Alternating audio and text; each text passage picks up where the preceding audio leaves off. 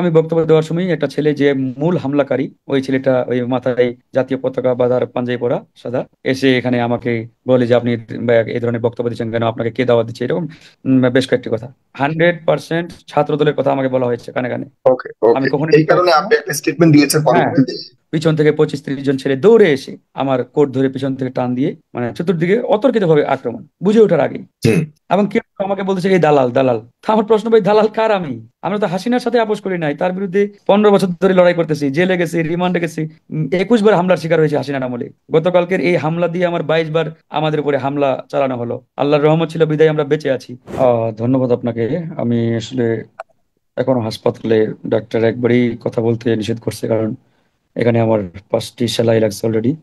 কথা বলতে গেলে এখানে প্রেশার পড়ে। তো যাই হোক, আমাদের ওই যে আয়োজক, ওই অনুষ্ঠানের ভাই যে বক্তব্য রাখলেন আমার পূর্বে, তিনি বেশ কয়েকটি অসত্য তথ্য দিয়েছেন। হয়তো এটা তার ভুলবশত হতে পারে, কিংবা ইচ্ছাকৃতভাবে হতে পারে। বাকিটা তিনি ঠিকই বলেছেন। যেমন ধরেন, তিনি আমাদেরকে অফিসে গিয়ে কার্ড দিয়ে আসছেন, এবং ওনাদের আয়োজকদের একজন আমাকে বেশ কয়েকবার নক দিয়েছেন, যোগাযোগ করেছেন আমি যাতে যাই এবং আহতদের পক্ষে কথা বলি। এবং আমি জিজ্ঞেস করেছিলাম যে আপনাদের কি ধরনের অনুষ্ঠান বা প্রোগ্রাম। উনি বললেন যে ভাই, এখানে আমরা 400-500 আমাদের আহত আসবে। আহতদের এই যে সরকার যথাযথ ট্রিটমেন্ট দিতে পারছেন না, তাদেরকে পুনর্বাসনের ব্যবস্থা করতে পারছেন না, এই বিষয়ে আর কি। আর ফ্যাসিবাদী সংবিধান বাতিল চেয়ে আমরা নতুন সংবিধান চাই। আমি বললাম যে বাস গুড, এটা তো আমরাও চাই, এগুলো তো আমাদেরও দাবি, আমরা তো আহতদের পক্ষে। তারপরে আমি সেদিন অনুষ্ঠানে বেলা 3টার দিকে যাই। গিয়ে আমি মঞ্চে বসলাম।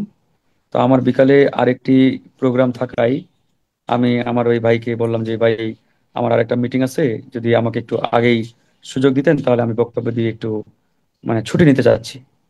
তো এটা বলার পরে আমি ওই যে তো আনিস ভাই বক্তব্য রাখলাম, উনি বললেন যে ঠিক আছে ভাই, 1-2 জনের পরে আপনাকে দেওয়ার ব্যবস্থা করতেছি।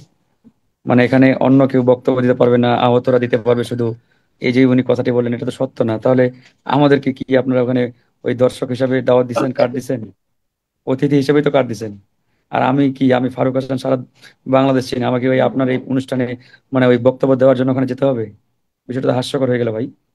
আপনি আমাকে গেস্ট করছেন, আমি গেছি, আমি আপনাকে রিকোয়েস্ট করছি শুধুমাত্র যে ভাই আমার একটা মিটিং আছে, একটু আমাকে আর্লি দিলে ভালো হয়, এটাই। আপনি বলছেন হ্যাঁ ভাই, ঠিক আছে, আপনি যেহেতু মিটিং আছে, আপনি 1-2 জনের পরেই আপনাকে দিচ্ছি, এটাই বলেছেন। এরপর আমি বক্তব্য রাখলাম। বক্তব্য রেখে অ্যাজ ইউজুয়াল আমি রাজনৈতিক বক্তব্যই দেবো। হ্যাঁ, সরকারের সমালোচনা করবো, সরকারের নানান কর্মকাণ্ডের সমালোচনা তো করবোই। মানে এই সরকার আমাদের আহত ভাইদের যথাযথভাবে ট্রিটমেন্ট দিতে পারছেন না, আমাদের আহত সহযোদ্ধাদের পুনর্বাসনের ব্যবস্থা ঠিকমতো করতে পারছেন না, তার তীব্র সমালোচনা করেছি, আমি কড়া সমালোচনা করেছি। এবং বর্তমান যে ফ্যাসিবাদী সংবিধান, এই সংবিধানের বিরুদ্ধে বলেছি। এবং এটাও বলেছি আমরা আসলে একটা বিপ্লবী সরকার চেয়েছিলাম, আমরা এই অন্তর্বর্তীকালীন সরকার চাই নাই। কিন্তু এই বিপ্লবী সরকার কেন হয় নাই, কাদের ইন্ধনে হয় নাই, কাদের পরিকল্পনা হয় নাই, কারা দায়ী, এগুলো নিয়ে আমি এখানে তুলে ধরেছি। আরেকটা বিষয়, আমি বক্তব্য দেওয়ার সময় একটা মিছিল নিয়ে এ আহত ভাইরা না শিক্ষার্থীরা আসছে, ওরা স্লোগান দিচ্ছে। তো আমি বললাম যে ভাইরা, আপনারা একটু স্লোগান বন্ধ করেন, আগে কথাগুলো শুনেন, এগুলো অত্যন্ত গুরুত্বপূর্ণ কথা। স্লোগান অনেক দেওয়া যাবে, পরেও দিতে পারবেন, আগে কথাগুলো শুনেন, স্লোগান বন্ধ করে সুন্দর করে বসেন। আমি এভাবেই তাদের স্লোগান দিতে নিষেধ করছি, তাদেরকে অফ করে দিয়েছি, থামিয়ে দিয়েছি, বিষয়টা এমন না। তো যাই হোক, আমি বক্তব্য দেওয়ার সময় একটা ছেলে যে মূল হামলাকারী, ওই ছেলেটা ওই মাথায় জাতীয় পতাকা বাঁধার পাঞ্জাবি পরা সাদা, এসে এখানে আমাকে বলে যে আপনি এই ধরনের বক্তব্য দিচ্ছেন কেন, আপনাকে কে দাওয়াত দিচ্ছে, এরকম বেশ কয়েকটি কথা। তো যাই হোক, আমি তার কথায় পাত্তা দেই নাই, যেহেতু যারা আয়োজক তারা আমাকে কার্ড দিয়ে ইনভাইট করছে গেস্ট হিসাবে। তো এখানে বাইরের কে কি বললো, এগুলো তো আমার ভাববার কারণ নাই। তা আমি আমার বক্তব্য চলমান রাখছি, বক্তব্য দিয়ে আমি স্টেজে আবার বসলাম শেষ করে ওই এই আনিস ভাইয়ের পাশেই। আনিস ভাই তখন আমাকে বলল কানে কানে যে ভাই, আপনার বক্তব্যের পরে ছাত্র দলের ছেলেরা অনেক উত্তেজিত। এভাবেই বলছে একদম, আল্লাহ করে সাক্ষী আছে, আমি যদি ভুল না বলি। তা আমি বললাম যে ছাত্র দলের ছেলেরা উত্তেজিত কেন? এটা তো আমি বিএনপি বিরোধী কোনো সমাবেশেও আসি নাই, এটা কিংবা কে বিএনপির বলেছে আপনাকে? কে বলেছে? ওই যে উনাদের সভাপতি, মানে ওই যে বিপ্লবী পরিষদের সভাপতি, আমার পাশে চেয়ারে যিনি ছিলেন। সাইফুল ভাই, আমি এখন একটা, ফারুক ভাই মনে হয় একটু অসুস্থ ভাইয়া, আমি কথাটা বলি। ফারুক ভাইয়ের সাথে আমার এত বেশি আলাপও হয় নাই, ওনার সাথে শুধু হ্যান্ডশেক হয়েছে, ওনার সাথে বিস্তারিত আলাপ হয় নাই। হুম। এখানে আমার সাথে ওনার পাশে বসেছিলেন হচ্ছে আমাদের প্রোগ্রামের সভাপতি। আচ্ছা। হ্যাঁ, হ্যাঁ মানে আমার পাশে এখানে যিনি ছিলেন ওনার প্রোগ্রামের কথা বলছি। সভাপতি বসছিলেন সাইফুর রহমান, শফিউর রহমান উনি বসছিলেন। ওনার হুম। সাথে ওনার কথাবার্তা হয়েছে। উনি হ্যাঁ আমাকে, হ্যাঁ আমার পাশের ওনার চেয়ারে যিনি মাধ্যমে ছিলেন আমার আর কি, সাথে কথা হয়েছে। সভাপতি, উনি আর বলছেন যে ইনভাইটেশনের যেটা ইস্যু, এটা একটু ক্লিয়ার করে নিই। আমরা জাতীয়তাবাদী ওই যে বিএনপি, যেটা বিএনপি এবং জামাত ইসলামী সহ সবগুলো দলের প্রধান প্রধান না না, ঠিক প্রধান আছে ঠিক এবং আছে, কিন্তু না, মহাসচিব আমি এগুলোকে ওটাতে আর কিন্তু যাচ্ছি আমরা না, দাওয়াত আমি দিয়েছি, ওটাতে যাচ্ছি না। সবাইকে দাওয়াত দিয়েছি ওটা পার্টিসিপেন্ট ক্লিয়ার। হিসেবে, অর্থাৎ এখানে কোনো অতিথি ওইটা হিসেবে আমরা বলেছেন রাখি আপনি, নাই কাউকে। আনিসুর রহমান, জনাব আনিসুর রহমান, উনি বলেছেন যে আপনাদের কোনো একজন তার কাছে গিয়ে কানে কানে বলেছে যে তার বক্তব্য ক্ষুব্ধ হয়েছে ছাত্র না দলের না, কিছু কানে ছেলে। কানে না, কানে কানে না, আমার পাশে যিনি ছিলেন ওনাদের প্রোগ্রামের সভাপতি তিনি আমাকে বলছেন, ফারুক ভাই আপনার বক্তব্যের পরে ছাত্রদলের ছেলেরা উত্তেজিত, ওরা এটা একটু আপনাকে ঝামেলা পাকানো ব্যক্তিগতভাবে করছে। প্রায় বলেছে, এই তো? হ্যাঁ। হ্যাঁ হ্যাঁ, আমার আমার কানে মানে কানে কানে মানে আমার উনি তো আমার পাশে চেয়ারেই আসি, আচ্ছা, আস্তে আস্তে হ্যাঁ করে হ্যাঁ। বলতে। হুম। আমি তখন ওনাকে বললাম যে ভাই প্রোগ্রামটা তো আপনাদের, আরে আমি তো এখানে বিএনপি বিরোধী কোনো সমাবেশেও আসি নাই, হুম। আর বিএনপির বিরুদ্ধে কোনো বক্তব্য দেই নাই, তো ওরা উত্তেজিত হবে কেন? রাইট। বুঝলেন হুম। বিষয়টা? এখানে ছাত্র আরেকটা দল এখানে প্রশ্ন, শব্দটাই এখানে আনা হয় নাই, না না, ছাত্র দল আল্লাহ শব্দটাই আনা হয় নাই। আল্লাহ উপরে আছে সাক্ষী ভাই, আমি অসুস্থ এখন মানুষ, আমি আপনার সাথে আমি আমার কথা আল্লাহকে হয় নাই। সাক্ষী রেখে বলছি 100% ছাত্র দলের কথা আমাকে বলা হয়েছে কানে কানে। ওকে আমি ওকে, কখনো এই মিথ্যা কারণে বলছি না। আপনি একটা স্টেটমেন্ট দিয়েছেন হ্যাঁ পরবর্তীতে হ্যাঁ, আপনার উপর আমি চাপ। শেষ কথা করি, বলি। আমি শেষ করি। হুম। একটু আনিসুর আমি রহমান, একটু আমি একটু ওনাকে শেষ করতে দেই, আসবে আপনি। হ্যাঁ, হ্যাঁ। আমি শেষ করি। আমাকে এভাবেই বলা হয়েছে, তখন আমি বললাম যে ভাই এখানে তো আমি বিএনপি বিরোধী কোনো সমাবেশেও আসি নাই, বা ছাত্র দল বা বিএনপির বিরুদ্ধে কিছু বলিও নাই, তাহলে ওরা উত্তেজিত কেন হবে? হ্যাঁ, তার কিছুক্ষণ পরে কয়েকজন আইসা আমাকে, ওই আমাদের আয়োজকদেরই বলছে যে ওনাকে ক্ষমা চাইতে হবে ইত্যাদি ইত্যাদি, আমাকে বলছে যে ভাই আপনার বক্তব্যে ওনারা ক্ষুব্ধ, আপনাকে ক্ষমা চাইতে বলছে। আমি বললাম নেভার, ফারুক হাসানের ইতিহাসে কখনো ক্ষমা চাওয়ার ইতিহাস কিংবা এই ধরনের কোনো হিস্ট্রি নেই।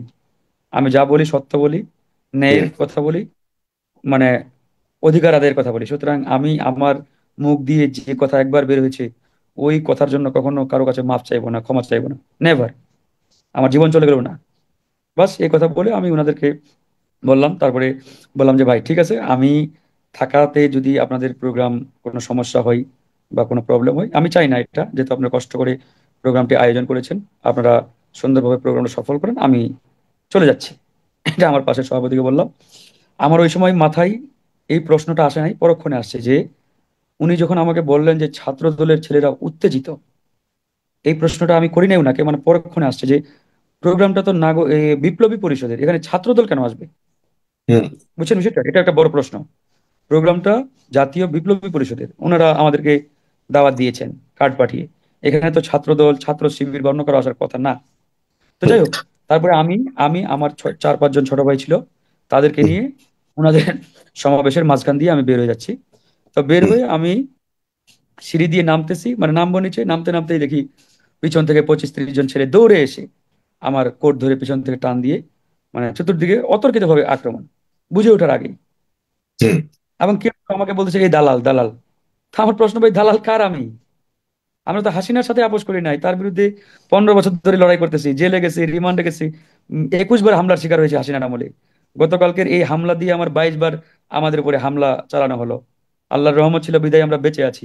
এই একই শহীদ মিনারে 2018 সালে ছাত্রলীগের সন্ত্রাসীরা আমাকে, মানে কি বলবো, বেধড়ক মানে আক্রমণ চালিয়ে আমার তখন অবস্থা কি করেছে সেটাও আপনার মিডিয়াতে দেখছেন। 2018 সালে ঠিক একই শহীদ মিনারে বিপ্লব পরবর্তী এরকম একটা যুগে মানে হামলার শিকার হবো আমরা, তারপর কাপুরুষের মতো পিছন থেকে এসে, এটা আসলে কোনোভাবেই মানা যায় না। হুম। তো যারা ওখানে ছিল, এখন আমাদের কিন্তু আপনি যেটি ছাত্র প্রশ্ন, দলের নামটা নিয়েছেন যে হ্যাঁ, প্রথম যখন এখন আমাকে স্টেটমেন্ট আমাকে দিয়েছেন। আমাকে শেষ করি ব্রাদার, আমাকে রক্তাক্ত করেছে একবারে। কিভাবে দেখছেন এটা আসলে বলার মতো ভাষা নেই। হুম। ওখান থেকে মানে আমাকে রক্তাক্ত করতে করতে করে না, আমাদের ঢাকা ইউনিভার্সিটি যে মেডিকেল সেন্টার সেখান পর্যন্ত নিয়ে গেছে, হুম। শহীদ মিনার থেকে অনেক ডিস্টেন্স। তারপরে ওই উপস্থিত অনেকে আমাকে রিক্সায় তুলে দিয়ে আমাকে মেডিকেলে নিয়ে যাওয়ার জন্য। তো ওই সময়ই আমাকে সাংবাদিকরা জিজ্ঞেস করছে যে আপনাকে কে আক্রমণ করলো আপনার বাড়ি? তা আমি, আমার কানে তো ওই যে আমাদের আয়োজকদের সভাপতি বলছে যে আপনার হুম। বক্তব্যে ছাত্র দলের ছেলেরা উত্তেজিত। তো আমি তখন ইনস্ট্যান্ট ওই কথাটাই আমার মুখ দিয়ে বেরিয়ে গেছে যে ছাত্র হুম। দলের ওরাই আমার উপর আক্রমণ চালিয়েছে। এই হচ্ছে অবস্থা। তো পরক্ষণে তো এটা আরো ক্লিয়ার হয়ে গেল।